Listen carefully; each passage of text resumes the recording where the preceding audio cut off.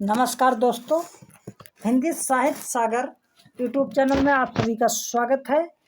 आज मैं फिर एक बार हाजिर हुआ हूँ टेस्ट भाग 3 के साथ। आज का विषय देवरानी जेठानी की कहानी उपन्यास, जो इस पे हम आज प्रश्नोत्तरी लेकर आए हैं। आप लोगों कमेंट बॉक्स में उत्तर जरूर दीजिएगा। अगर वीडियो आपको पसंद आए तो लाइक और शेयर कमेंट जरूर करिएगा, अपने मित्रों तक साझा करें। जो इस बार का यूजीसी एनटीए द्वारा परीक्षा 14 जून से 22 जून तक निर्धारित किया गया है, जो आने वाले प्रश्नों से ज़रूर इस उपन्यास से प्रश्न आते हैं, तो आप लोग ध्यान दीजिएगा। और आगे मैं बढ़ता हूँ। पहला प्रश्न है, देवरानी जेठानी की कहानी उपन्यास का प्रकाशन वर्ष है। विकल्प आप लोगों के सामने है। 1970, 1670, 1870, 1872, 1988। आप लोग कमेंट बॉक्स में इसका उत्तर दीजिएगा। जी इसका उत्तर होगा 1870। ठीक है, अगले प्रश्न की ओर हम बढ़ते हैं। अगला प्रश्न है इस प्रकार कि देवरानी जेठानी की कहानी उपन्यास के संपादक हैं। कौन कौन कौन इसके संपादक हैं? गौरीदत्त शुक्ल, देवराज सिंह, पुष्पाल सिंह। आप लोगों के सामने 4 विकल्प हैं, इसका उत्तर कमेंट बॉक्स पर दीजिएगा। चलिए, इसका उत्तर होगा पुष्पाल सिंह। ठीक है, और भी इसके संपादक या इसको प्रकाशन कराने वाले हैं, आगे उस पर चर्चा करेंगे। अगला प्रश्न है, देवरानी जेठानी की कहानी कैसा उपन्यास है? विकल्प नंबर 1 में ऐतिहासिक, धार्मिक, क्लासिक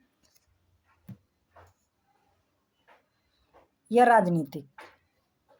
आप लोग चारों विकल्प देखिए और इसका उत्तर बताइएगा। जी, इसका उत्तर होगा क्लासिक। ठीक है, अगले प्रश्न की ओर बढ़ते हैं हम।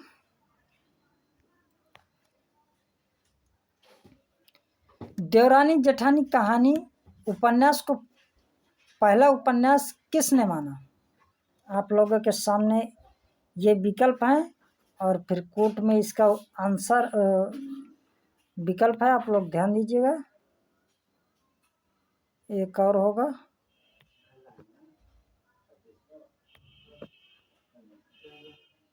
ये देवरानी जेठानी की कहानी उपन्यास को पहला उपन्यास किसने माना? इसमें आपके हैं शुक्ल, गोपाल राय, नामवर सिंह, पुष्पाल सिंह। आप लोग कोट पे उत्तर दीजिएगा। 1 2 2 3 2 4 3 2 4। इसका उत्तर सही क्या होगा? इसका सही उत्तर होगा 2 और 4। ठीक है, अगला प्रश्न की ओर बढ़ते हैं हम लोग। अगला प्रश्न है कि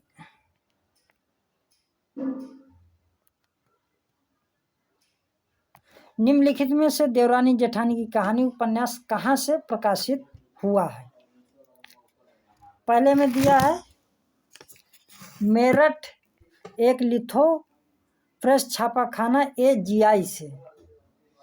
दूसरा है मेरठ एक लिथो बुक सेंटर से। तीसरा है दिल्ली राज्य कमल प्रकाशन से। चौथा है आगरा लिथो प्रेस छापाखाना AGI। आप लोगों के सामने चारों उत्तर हैं, चारों विकल्प हैं। आप लोग इसका उत्तर दीजिएगा। जी, इसका सही उत्तर होगा पहला, मेरठ एक लिथो प्रेस छापाखाना AGI से। ठीक है, महत्वपूर्ण सब।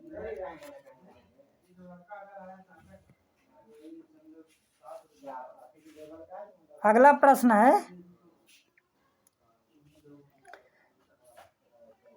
देवरानी जेठानी की कहानी उपन्यास की 500 प्रतियों का कीमत मूल्य था। विकल्प में है 25, 10, 12 आना, 8 आना, मतलब 25 आना, 10 आना, 12 आना, 8 आना। आप लोग इसका सही उत्तर बताइएगा क्या है। इसका सही उत्तर है 12 आना। ठीक है, अगले प्रश्न की ओर बढ़ते हैं हम। अगला प्रश्न है कि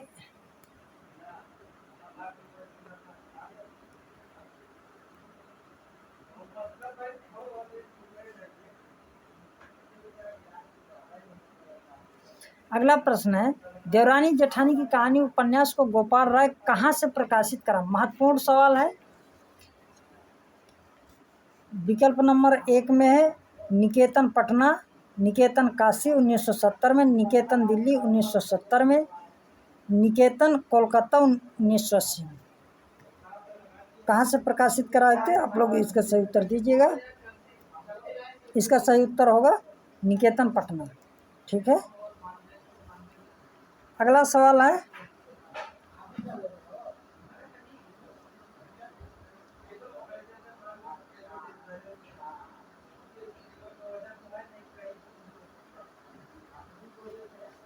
अगला सवाल है कि दया उनकी मुझे पर अति वित्त से, जो मेरी कहानी पढ़े चित्त से, रही भूल मुझसे जो इसमें कही, बना अपनी पुस्तक लेवे वही।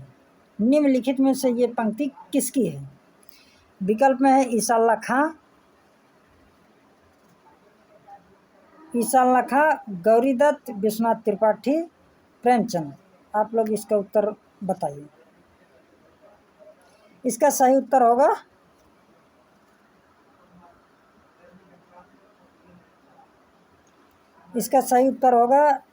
गौरी दत्त। ठीक है, अब अगले प्रश्न की ओर हम बढ़ते हैं।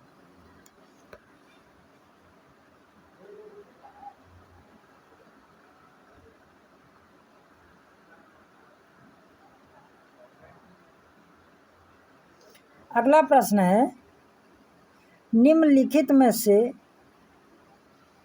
देवरानी जेठानी की कहानी उपन्यास में वस्तु का जब भाव चढ़ा देखता है सर्व सुखलाल जी तो कितने का दुकान में माल डाल लेता था। आपके विकल्प में है 2000, 3000, 1000, 500, 1500। आप लोग विकल्प देख के इसका सही उत्तर बताएं। इसका सही उत्तर होगा 1000। ठीक है,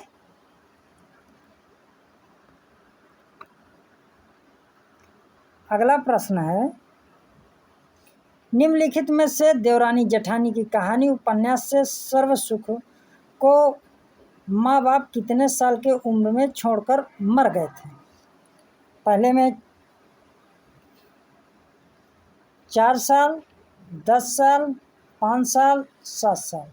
आप लोग इसका सही उत्तर बताइए। जी, इसका सही उत्तर होगा 5 साल।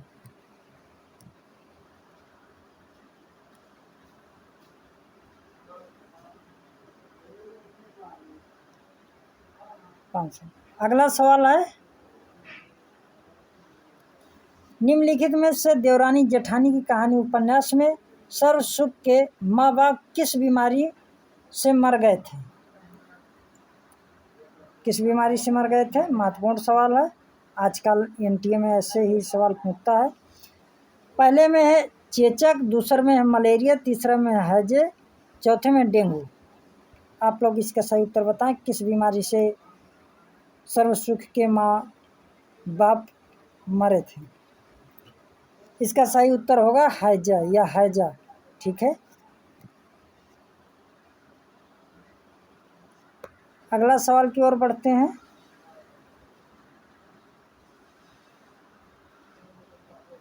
अगला सवाल है,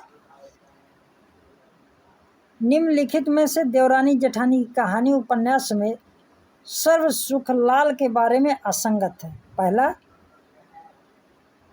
चाचा ने पाला था, चाचा ने पाला था। दूसरा है थोड़ी ही दिन होने जब तो कुकड़िया बेचा करे करे था। तीसरा चना चबैना करता।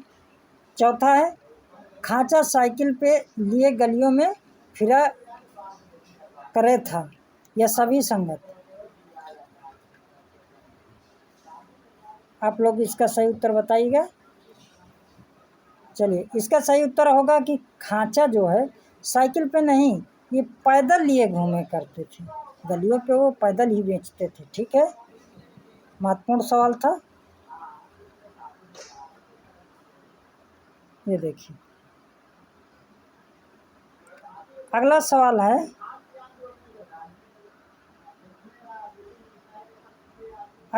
निम्नलिखित में से देवरानी जेठानी की कहानी में सर्व सुखलाल ने किसकी दुकान की थी? इसमें पहला है जूता, चप्पल, कबाड़े, और भी विकल्प हैं, परचून या कबाड़ी।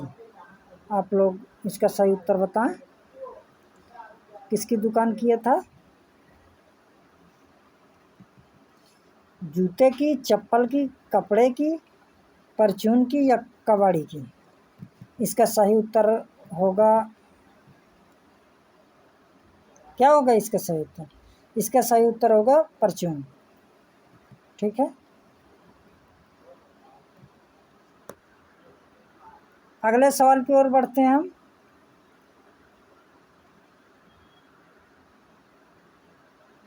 जी,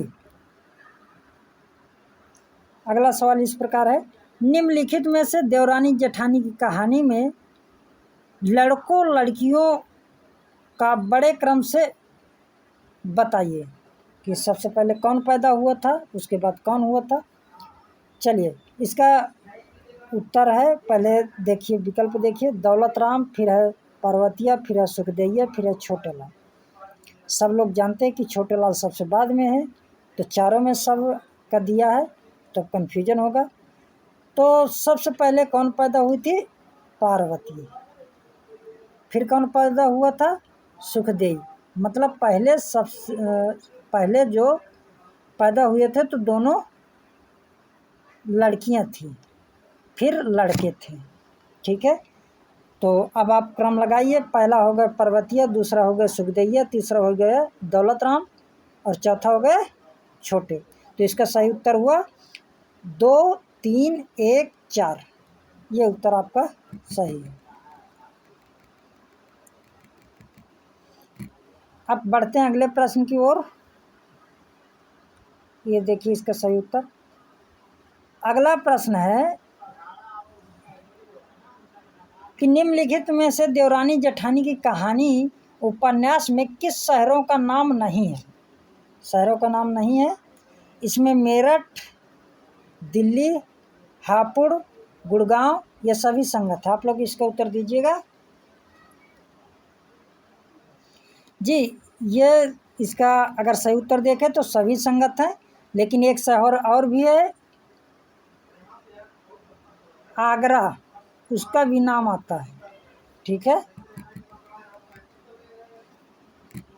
अगले प्रश्न की ओर बढ़ते हैं। अगला प्रश्न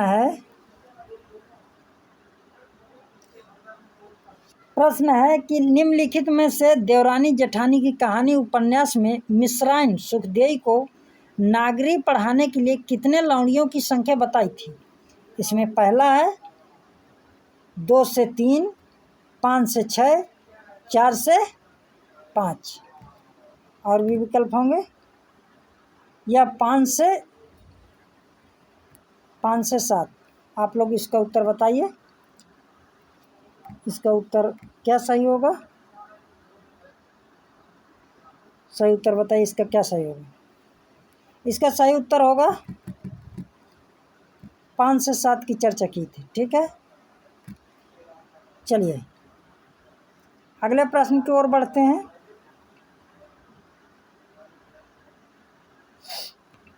अगला प्रश्न इस प्रकार है कि आई हुई लक्ष्मी घर से कोई नहीं फेरता है और रुपया पैसा हाथ पैरों का मैल है। बहुत अच्छा कथन है कि आई हुई लक्ष्मी घर से कोई नहीं फेरता है, और रुपया पैसा हाथ पैरों का मैल है।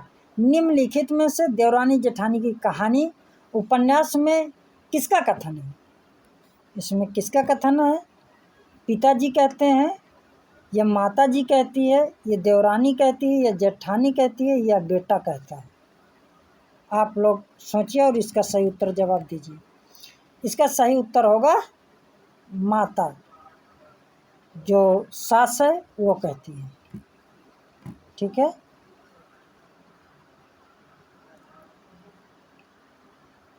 अगला सवाल है। अगला सवाल इस प्रकार है, निम्नलिखित में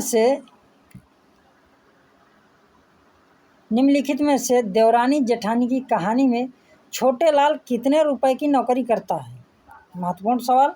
छोटे लाल कितने रुपए की नौकरी करता है? 10 रुपये, 15 रुपये, 20 रुपये, 25 रुपये? जी, इन्होंने शुरू में जो मुंशी के घर नौकरी करने जाते हैं, ये अंग्रेजी पढ़ते हैं, तो इनको वहाँ दफ्तर में रख लिया जाता है। तो सबसे शुरू में इनका जो वेतन होता है 15 रुपये, बाद में 40 रुपये, फिर 40 के बाद बढ़ाकर 60 रुपये कर दिया जाता है। तीनों आपको याद रखना है। ठीक है, अगला प्रश्न है। अगला प्रश्न इस प्रकार है, थोड़ा से कूट में है, तो इसको हमें जूम को कम करना पड़ेगा। आप लोग प्रश्न को देख लीजिएगा। जी, प्रश्न है, निम्नलिखित में से देवरानी जेठानी की कहानी किस कवि का उल्लेख मिलता है? इसमें पहले में है कबीर, दूसरे में है मीराबाई, तीसरे में तुलसी, चौथे में सूरदास। कूट में दिया है 1 2, 2 3, 3 4, या 3 या 1 3 या 1 4। आप लोग इसका उत्तर दीजिएगा, सोचिए। इसका सही उत्तर होगा तुलसी और सूर के पद आनंदी गाती है। गीता भी उनको अच्छी आती थी, गीता भी सुनाती थी सबको, अपने सहेलियों को। इसका सही उत्तर होगा तीसरा और चौथा, मतलब सी नंबर। ठीक है, देखिए सवाल को थोड़ा बड़ा करके दिखा दे रहा हूँ। ये चारों हैं, कबीर, मीरा बाई, तुलसी और सूरदास। इसका विकल्प है ये चारों। इसका सही उत्तर है 3 4। ठीक है, आइए अब एक महत्वपूर्ण सवाल है। निम्नलिखित में से सुखदेई की माँ सुखदेई के लिए आटे का कितने सेर लड्डू भेजने की बात करती है? क्यों लड्डू भेजा जाता है, ये आप लोगों को पता होना चाहिए। सुखदेई के लड़के की शादी है, लड़के का नाम रहता है ज्ञानदीप चंद। ठीक है, जो सुखदेई का जो बेटा है, और सुखदेई कौन है? ये सर्व सुखलाल की बेटी है। कौन सी? सबसे छोटी। और कमेंट बॉक्स में बताइए इसका ब्याह कहाँ हुआ था, और बड़ी बेटी का ब्याह कहाँ हुआ था। आप लोग कमेंट बॉक्स में ज़रूर इसका उत्तर दीजिएगा। मैं उम्मीद करता हूँ आप लोग इसका आंसर सही देंगे। चलिए, मतलब किस लिए, जो भात के लिए जाता है तो कितने सेर लड्डू की बात होती है? इसमें 2 सेर, 3 सेर, 4 सेर, 5 सेर, 6 सेर। आप लोग सही उत्तर बताइएगा। इसका सही उत्तर होगा 5 सेर। ठीक है, अगले सवाल की ओर बढ़ते हैं। ये भी महत्वपूर्ण सवाल है। निम्नलिखित में से देवरानी जेठानी की कहानी उपन्यास में बाग किस शहर के रास्ते में लगाए गए थे? बहुत इम्पोर्टेंट सवाल है। किस शहर के रास्ते में लगाया गया? मेरठ के रास्ते में, हापुड़ के रास्ते में, गुड़गांव के रास्ते में, दिल्ली के रास्ते में?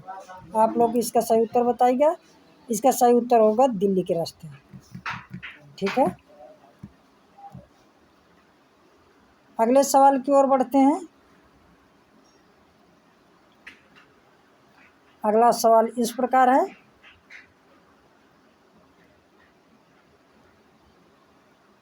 निम्नलिखित में से देवरानी जेठानी की कहानी उपन्यास में फुलकारी किसको बनाना नहीं आता था? आनंदी को, रामदेई को, सुखदेई को? आप लोग इसका उत्तर या सभी को? इसका सही उत्तर होगा सुखदेई। सुखदेई किसकी लड़की है? सर्व सुखलाल की। ठीक है। आनंदी छोटी बहू है जो जिसे कहते हैं देवरानी। रामादेई ये सीखने आती थी, इससे भी बनने लगी थी। ये सुखदेई के मित्र थी। और फुलकारी सबसे पहले आनंदी को ही आती थी और किसी को नहीं आती थी। ठीक है। तो दोनों को आती थी, सुखदेई को नहीं आती थी। अगले प्रश्न की ओर बढ़ते हैं।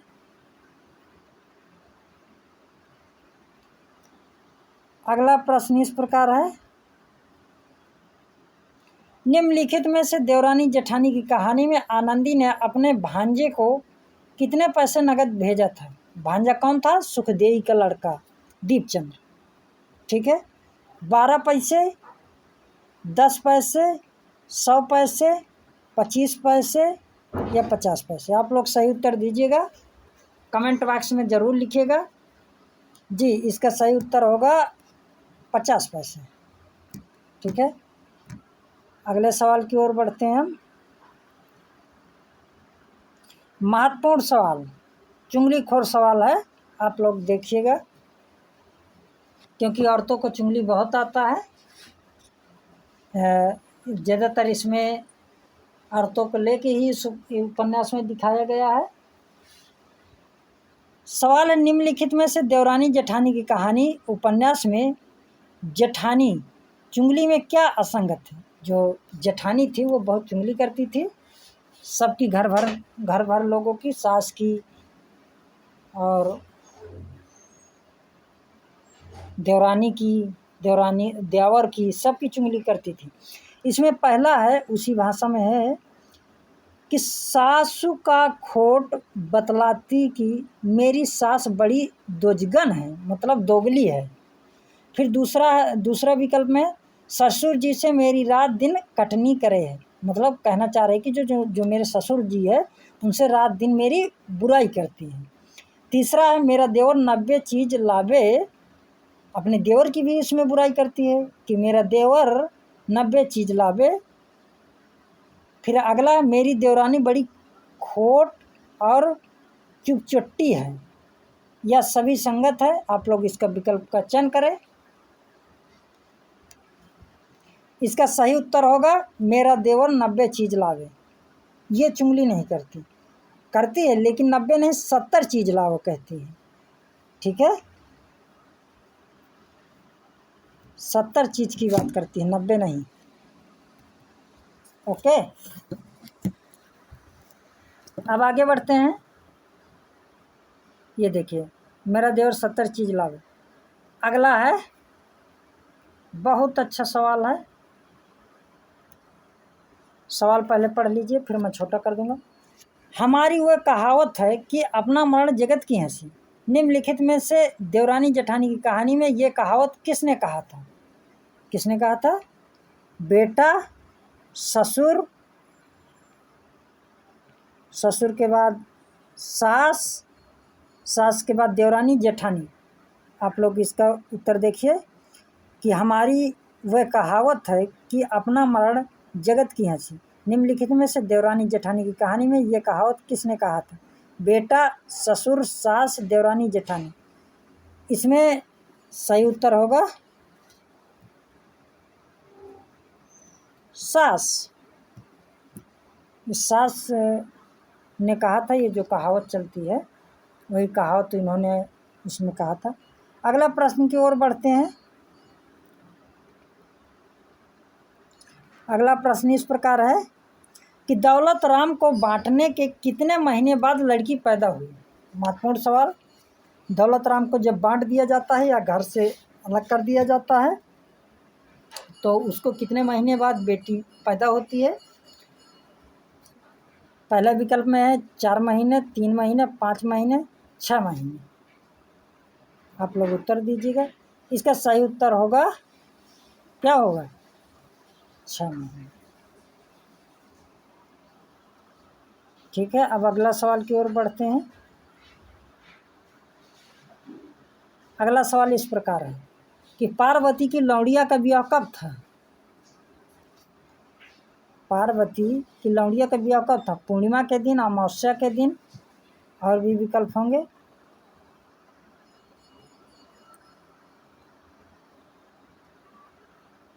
या बसंत पंचमी के दिन, या तीनों दिन। आप लोग इसका सही उत्तर दीजिएगा। इसका सही उत्तर होगा पंचमी के दिन। ठीक है, ये देखिए बसंत पंचमी के दिन इसका विवाह था। अगला सवाल है महत्वपूर्ण सवाल। आजकल ऐसे ही सवाल पूछे जाते हैं, आप लोग थोड़ा ध्यान दीजिएगा। सवाल है कि दौलत राम पार्वती के पास जब भात लेकर जाता है तो क्या समान नहीं होता है? क्यों भात लेके जाता है? उसकी लौंडिया की शादी हो रही थी। कब? अभी ऊपर मैंने बताया, बसंत पंचमी के दिन। ठीक है, इसमें सामान में क्या नहीं था ये कहना चाह रहा है प्रश्न। 51 रुपये नगद थे, नथ थी, बिछुआ था, छन पंजेली थी, सोने मूंगे की माला थी, 11 बर्तन थे, या सभी था? आप लोग इसका उत्तर सही बताइए। इसमें क्या नहीं था? आप लोगों के कमेंट का इंतजार रहेगा। इसका सही उत्तर है सभी सही है, ये चीज़ें सभी उसमें थी। अगला सवाल है, अगला सवाल भी बहुत अच्छा है, आप लोग ध्यान दीजिएगा। आनंदी को खाने में किस चीज़ का परहेज नहीं करना? मतलब आनंदी को जब लड़का होता है तो उसको कौन सी चीज़ का परहेज नहीं करना कि वो नहीं खा, मतलब नहीं का मतलब वो नहीं खाएगी या खा सकती है। ठीक है, इसमें पहला है लाल मिर्च, क्या वो लाल मिर्च खा सकती है? दूसरे में है गुड़, तीसरे में शक्कर, चौथे में सीताफल की तरकारी, पांचों में तेल का अचार, छठे में खीरे और अमरूद, या सभी का करना है? इसमें सभी का नहीं करना। ठीक है, ये उत्तर होगा। इनमें सभी का परहेज करना है। ओके, क्या क्या थे सब लोग एक बार देख लीजिए। महत्वपूर्ण सवाल है। आनंदी को खाने में किस चीज़ का परहेज नहीं करना, ये सवाल है। लाल मिर्च का, गुड़ का, शक्कर का, सीताफल की तरकारी का, तेल का, अचार का, खीरे और अमरूद का, ये सभी का करना, सभी का परहेज करना। ठीक है, अगला प्रश्न। और यहाँ से प्रश्न आज के समाप्त होते हैं। आप लोग वीडियो को ज़रूर कमेंट करिए और लाइक करिए, शेयर करिए, सब्सक्राइब करिए। ठीक है, आप लोग, ये सब आप लोगों का चैनल है। अगर आप लोग मेरा मनोबल बढ़ाएंगे तो मैं आपको हर एक विधाओं से इसी प्रकार रोज़ प्रश्न लेकर आऊँगा, प्रश्नोत्तरी कराऊँगा। आप लोग प्रश्नोत्तरी देखते रहिए। आप लोगों के इस बार में ही नेट जारफ हो जाए। ठीक है, आप सभी लोगों को नमस्कार, जय हिंद।